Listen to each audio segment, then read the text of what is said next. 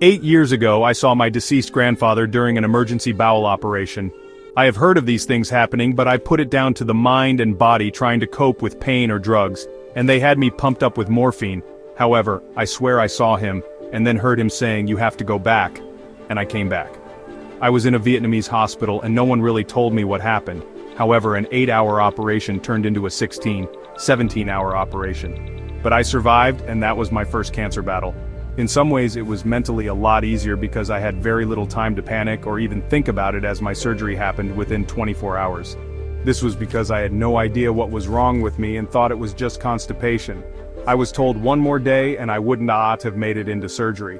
So it was straight into the operating theater with no time to contemplate my navel. But this time is different. I am still in Vietnam, and have been monitored over the years, and unfortunately it is back in my liver.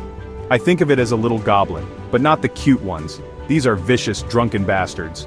Now, I'm facing a new challenge, a 3 centimeters growth in my liver. The doctors want to wait, I want to act. Although the first round of doctors wanted to go full steam ahead, and I am freaked out about chemotherapy because my mom had cancer at the same age I am now, and that shite killed her quicker than cancer. I get a 30-day reprieve to turn things around using research, exercise, nutrition, and alternative medicine. Even if it doesn't work straight away, I am not taking chemo or having radiotherapy. I am no doctor, but I haven't heard much long-term success coming from either treatment. By all means, if you know better, let me know. So jump on board and subscribe to my channel and see if I can defeat these nasty little goblins. I look at this as an exercise in exploring other options than the normal hospital-led treatment, of which I have become very skeptical about. It is just as important to say the things I will be leaving out of my diet, specifically processed foods, alcohol, vegetable oils, sugar, bread, pasta, and more, as I continue updating my dietary knowledge.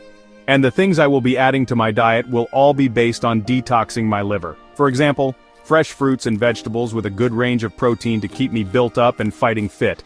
I will talk about my diet in more detail in the weeks ahead. Exercise is also very important, and I need to lose 15 kilos as quick as possible, as the extra weight is putting stress on my liver. Luckily, I have already been doing 2 hours of weights a day, and that is being added to already with swimming, walking, and Tai Chi. My goal is to burn an extra 1,000 calories per day.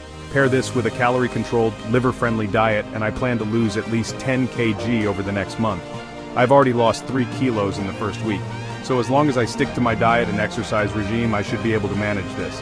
If my dieting is successful and I can cope with reducing my food intake, I will take it to the next level and introduce fasting, as there have been studies showing that fasting triggers autophagy. This is the body's natural cleanup system, removing damaged cells, along with some research suggesting it includes cancer cells too. But I won't be stopping there. Other things I will try are using ivermectin, which is a repurposed anti-parasitic drug, and I cannot find it in Vietnam, but there is a similar product I can buy over the counter.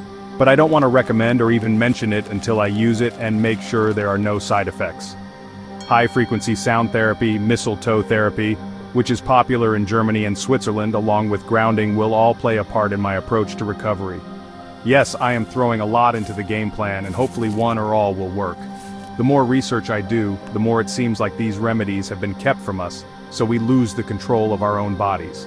I will be breaking all these things I try down into YouTube videos, with the next video documenting exercise and weight loss. I'm grateful this delay has given me time to think about the options facing me. And even if it gets to the worst case scenario, I intend to stay positive, and I really hope my struggle, while not being unique, will help a few others in deciding how to fight their battles, whichever way they choose to go.